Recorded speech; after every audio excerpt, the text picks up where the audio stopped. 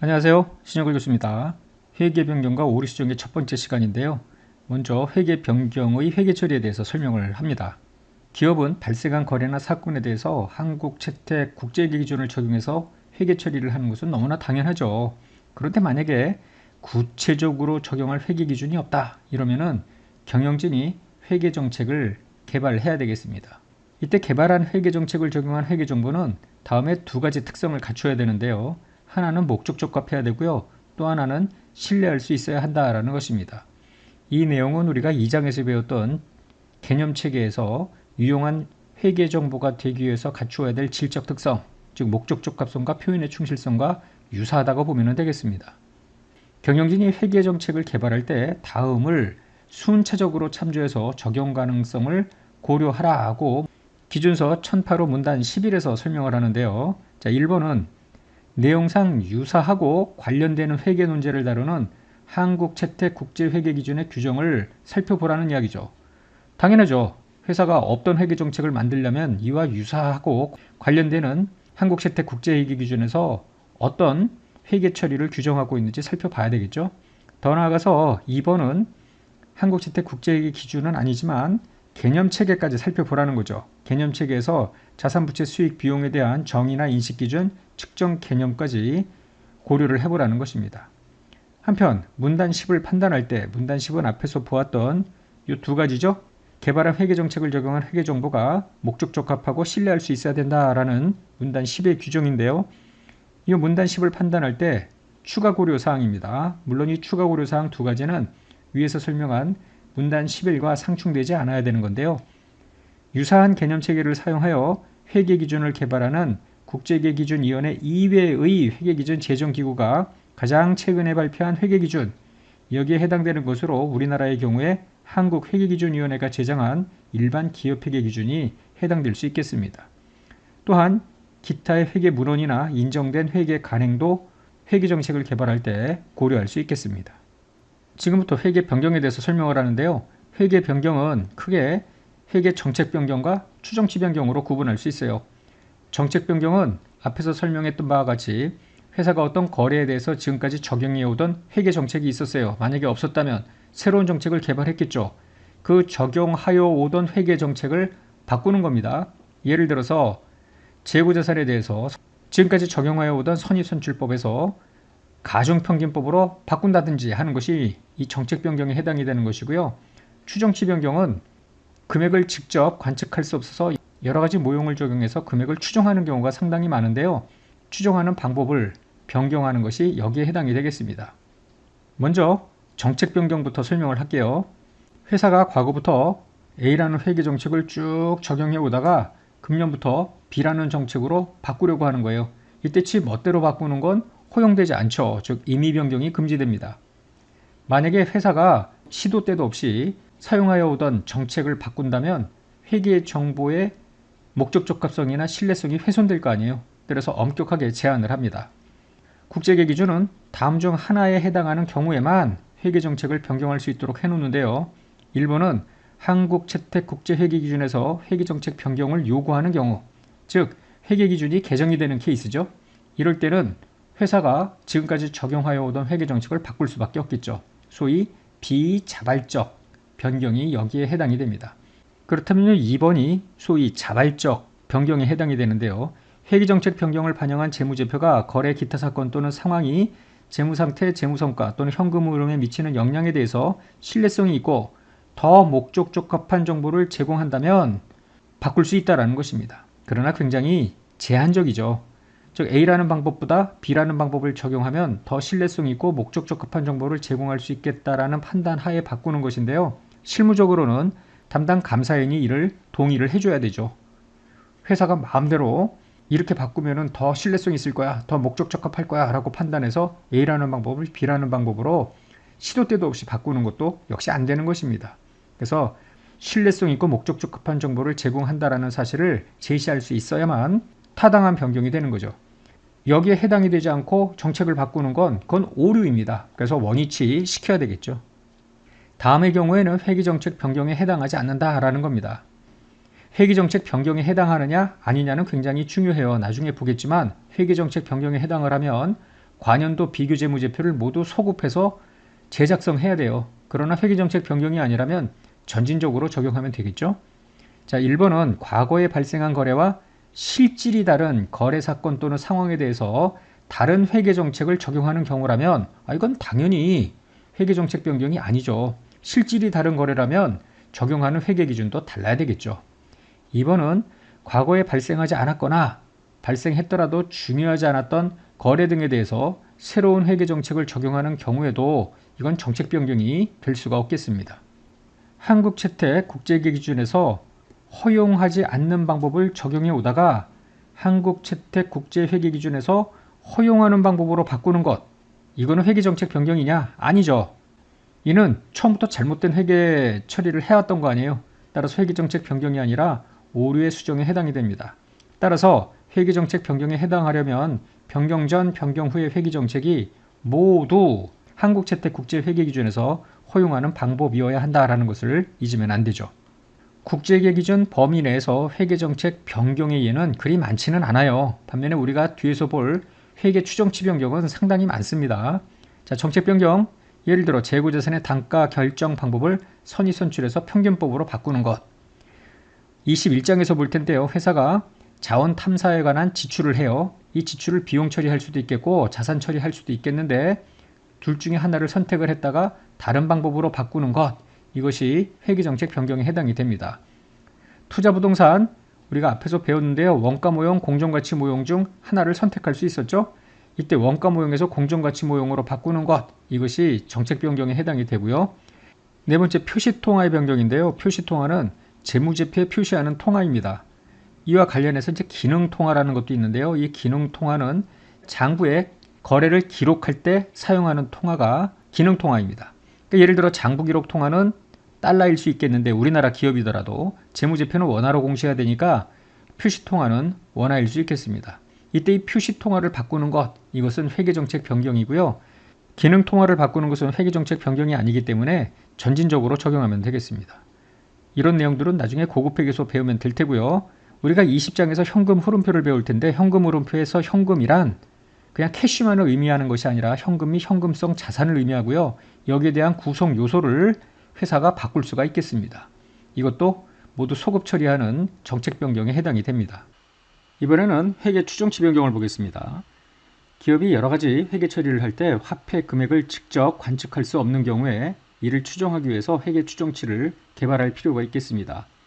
예를 들어 볼까요?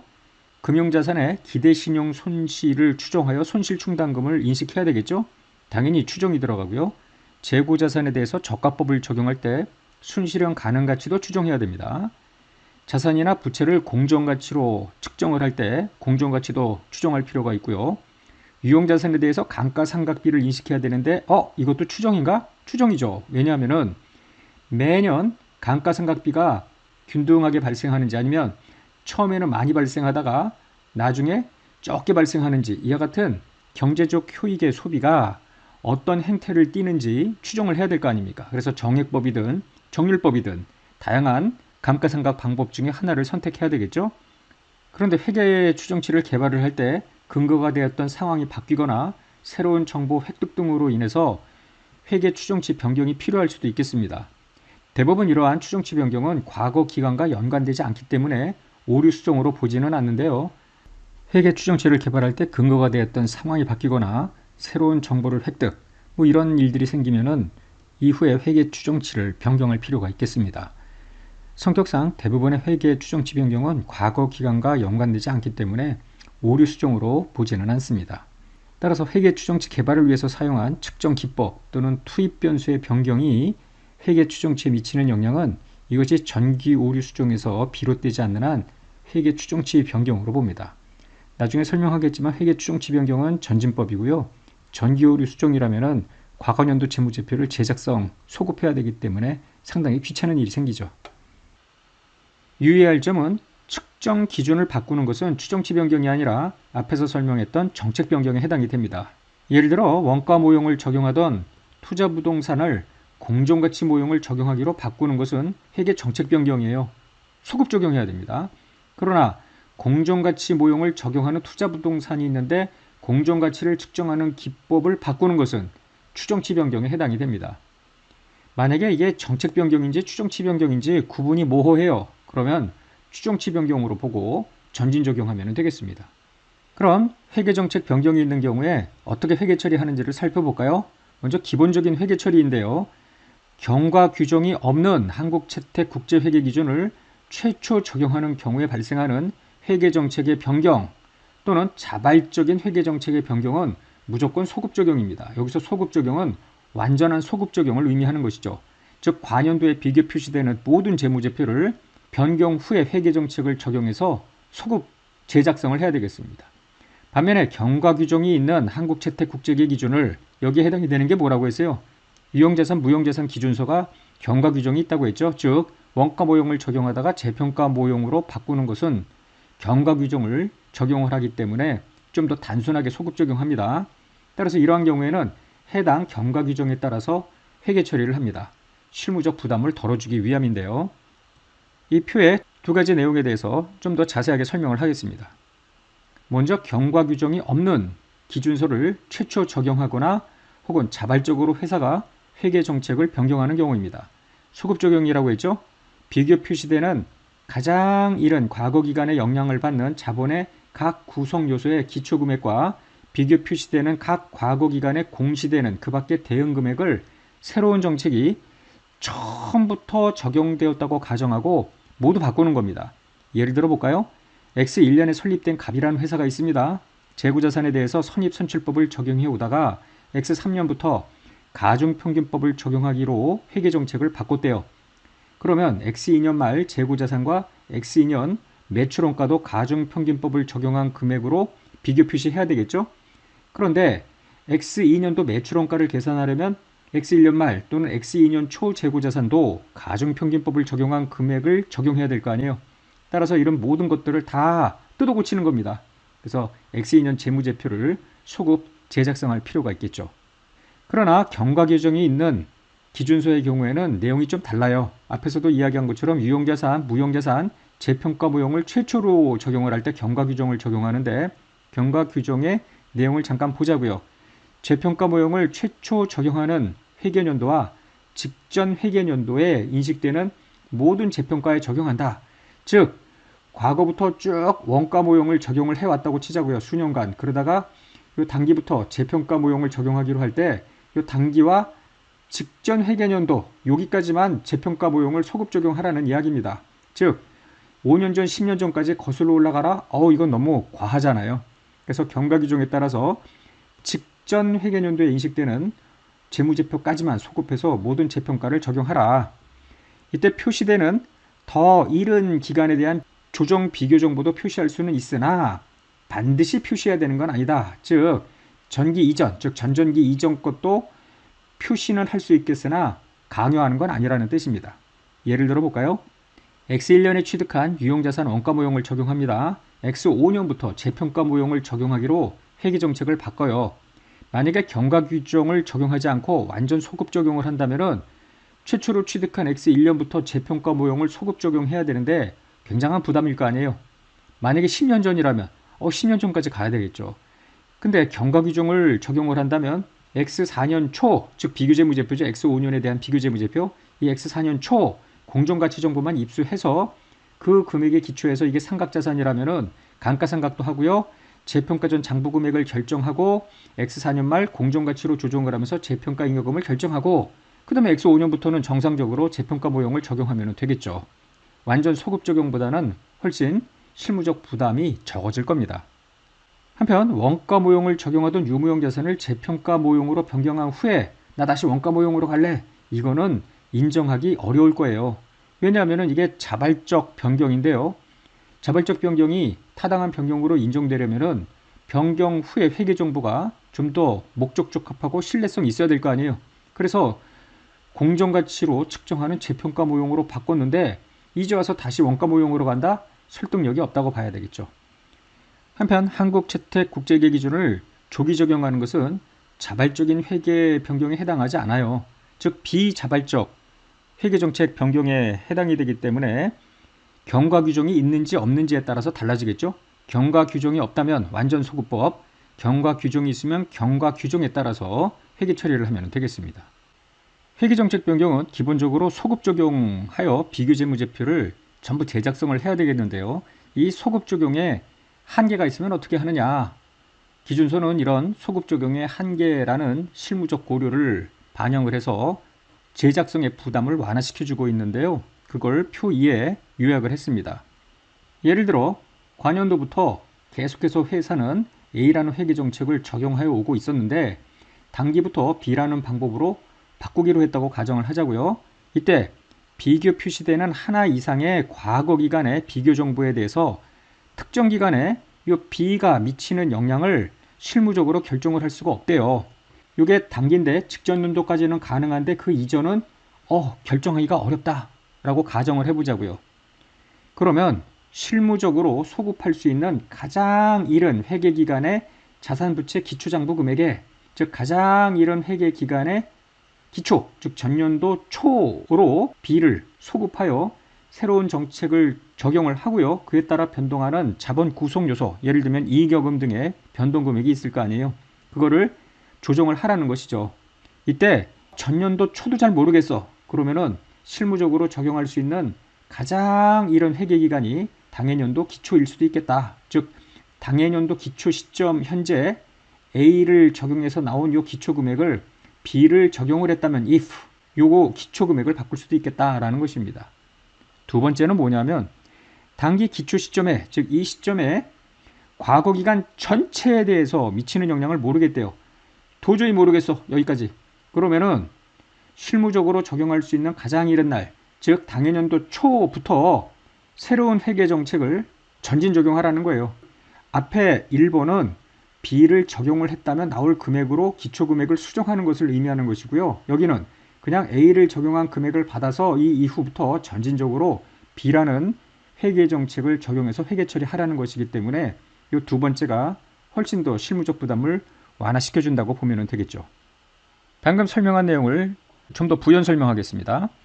비교 표시되는 재무제표의 공시 사례인데요. X3년도에 회계정책을 바꾼다고 가정을 하자고요.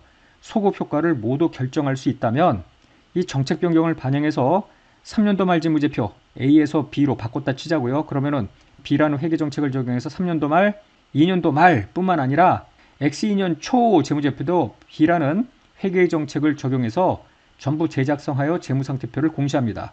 따라서 회계정책 변경을 한 연도 말에는 모두 3세트의 재무상태표가 공시가 돼요. 그러나 포괄손익계산서나 자본변동표, 현금흐름표는 정책 변경을 반영해서 X3년도, X2년도 재무제표만 공시하면 되겠습니다. 두 번째로 실무적으로 소급 적용할 수 있는 가장 이른 기간의 기초가 X3년 초야. 그러면은 X3년 초 현재 자산부채 장부 금액에 변경된 이 B라는 회계 정책을 적용해서 금액을 일단 수정을 해요. 그리고 관련 자본 항목, 예를 들면 전기이월 이익여금 등의 기초 금액을 조정하면 되겠죠. 근데 이거보다 더 어려운 상황입니다. 3번은 3년도 초에 회계정책 변경의 영향을 아예 실무적으로 결정할 수 없대요. 그럼 어쩔 수 없잖아요. 회계정책 변경 전 3년도 초 현재 자산부채 장부 금액부터 시작을 해서 그 변경된 회계정책을 전진 적용하면 되겠습니다. 이해하셨죠? 예제 1번을 풀어보겠습니다. 1년도 초에 설립된 갑회사는 재고자산에 대해서 2년도 말까지 가중평균법을 적용해서 단가 결정을 했으나 3년도부터 선입선출법으로 변경을 합니다. 이러한 회계정책 변경은 한국채택국제회계기준에서 제시하는 조건을 충족한다고 가정을 하자고요. 다음은 1, 2, 3년도에 가중평균법을 적용한 재무제표입니다. 이게 전부 재고자산이 웨이티드 에버리지 금액이고요. 4만, 4만 5천, 5만 이래서 재무상태표가 약식으로 제시가 되어 있고요. 여기에 손익계산서도 주어져 있습니다. 1년도 초에 설립을 했기 때문에 기초재고는 없고요. 요 4만 원, 4만 5천, 5만 원 그리고 4만이 요리 같죠. 전부 다음 연도에 기초재고가 돼서 매출원가가 나왔고요. 당기순이익이 주어집니다. 그런데 회사가 재고자산의 단가 결정 방법으로 선입선출법을 적용했더라면 당해년도에는 4만 9천, 전년도에는 4만 8천, 전전년도에는 4만 2천이었을 거다. 이게 FIFO 기말재고입니다. 물음을 볼까요? 갑회사가 선입선출법으로의 회계정책 변경에 대한 소급 효과를 모두 결정할 수 있다고 가정을 하고 3년도 말에 비교 공시할 재무상태표와 손익계산서를 작성을 하라는 것이죠. 그러면 해답을 보자고요. 1년도부터 선입선출법을 적용한 것처럼 소급하여 관연도 재무제표를 재작성하면 되겠습니다. 이때 재무상태표는 3년도 말, 2년도 말뿐만 아니라 2년도 초 재무상태표도 선입선출법을 적용한 금액으로 함께 공시를 합니다. 이 문제풀이를 위해서 앞에서 이미 제시했던 가중평균법을 적용했을 때 재고자산 금액과 이익여금 금액을 함께 표시를 해 놓았습니다. 그러면 어떻게 수정하면 되느냐면요. 이 파란 색깔이 수정한 금액인데 2년도 초 재고자산은 1년도 말 재고자산이잖아요. 4만이 아니라 4만 2천으로 바꾸면 됩니다. 이게 5입니다. 이건 웨이티드 에버리지고요. 4만에서 4만 2천으로 2천이 올라갔죠? 그러면 이익여금도 4만이 아니라 4만 2천으로 2천이 올라가겠죠.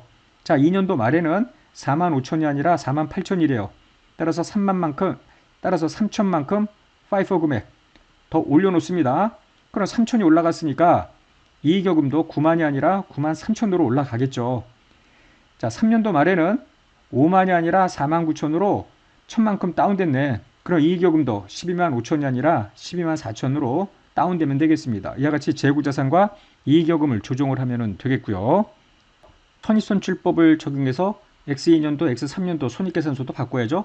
요 42,000, 48,000 이게 다시 기초로 가고요. 요 48,000, 49,000이 모두 선입선출법을 적용한 재고자산 금액입니다. 그래서 수정 정책 변경을 반영한 당기순이익이 51,000, 31,000 이렇게 되는데요. 가중평균법을 적용한 3년도 손익계산서의 당기순이익은 35,000이었어요. 4천만큼 차이가 나죠? 요거를 다음과 같이 X3년도 장부에 조정 공개를 해줘야 되겠습니다. 요 3천은 X2년도 전기월 재고자산이 3천만큼 작아요. 그래서 전기 순이익과 당기 매출원가가 그만큼 작게 표시되어 있기 때문에 전기월 이익여금을 3천 증가시키면서 매출원가를 늘리는 회계 처리를 한 겁니다. 한편 이 두 번째 분계는 당연년도 FIFO에 따른 기말 재고가 웨이티드 에버리지보다 1,000만큼 적잖아요. 그래서 1,000을 죽이면서 차변을 매출원가로 증액을 시키는 것이죠. 따라서 요 4천만큼 매출원가 증액이 요 35,000과 31,000의 차이로 반영이 됩니다. 교재 1289페이지 하단에 자세한 설명이 있으니 여러분들이 복습을 하시면서 따라가 보시면 되겠습니다. 물음 2번을 볼까요? 물음 1에서 갑회사가 선입선출법으로의 회계정책 변경에 대한 소급 효과를 실무적으로 결정할 수 없대요. 선입선출법을 적용한 X3년 초 재고자산도 모르겠다는 겁니다. 그러면 X3년 초 금액 웨이티드 에버리지를 그대로 받아서 이 이후에 선입선출법을 적용하면 되겠죠. 해답을 봅니다. 좀 전에 이야기한 대로 X3년 초 재고자산도 선입선출법 금액을 결정할 수 없기 때문에 3년도 말 재고자산만 선입선출법을 적용해요. 그래서 X2년 말 비교재무제표는 이거 전부 웨이티드 에버리지입니다. 이 금액이. 따라서 X2년 말 재무상태표는 그대로 웨이티드 에버리지를 적용한 재무상태표고요. X3년 말 기말재고 49,000이 이게 FIFO죠. 그래서 FIFO를 적용한 재무상태표가 나오게 되고요. 손익계산서를 보면은 기초재고, 기말재고 이게 모두 웨이티드 에버리지입니다. 그리고 요게 기초재고도 선입선출법 모른다며 그대로 웨이티드 에버리지로 받았고요. 요 금액이 FIFO로 바뀌게 되죠. 그래서 34,000이 되는데요. 웨이티드 에버리지 정책 변경 전에 당기순이익이 35,000이죠. 따라서 1,000만큼 당연년도 매출원가를 증액시키면서 재고자산을 감소시키는 분계만 반영하면 되겠습니다. 또 다른 회계정책 변경을 보겠습니다. 예제 2번인데요. 갑회사의 결산일은 12월 말일이고요. 1년도 초에 건물을 10만에 취득을 해요. 내용주수 10년 잔존가치 없이 정액부보로 상각을 하는데 건물의 1년도 말, 2년도 말, 3년도 말의 공정가치가 91,800, 82,560, 72,000으로 가정을 해요. 다음에 각 물음은 상호 독립적이고요. 법인세에 대한 영향은 고려하지 않습니다. 회계 변경은 모두 정당한 변경으로 간주를 합니다. 물음 1번을 보자고요. 갑회사는 건물을 취득 시점부터 유용자산으로 분류를 하고 원가 모형을 적용을 했어요. 그런데 3년도부터 건물에 대해서 재평가 모형을 적용하는 겁니다. 3년도 말에 작성하는 다음과 같은 두 보고기관의 비교재무제표 양식에 들어갈 금액을 계산을 하라는 거예요. 유용자산의 기말장부금액, 재평가잉여금 기말잔액, 그리고 감가상각비를 X2년, X3년 여기다가 다 집어넣어라 라는 건데요. 해답을 보시면 재평가 모형을 최초 적용하는 경우에 유용자산 기준서의 경과규정을 적용을 하죠. 따라서 X1년 말 공정가치 정보가 91,800인데요.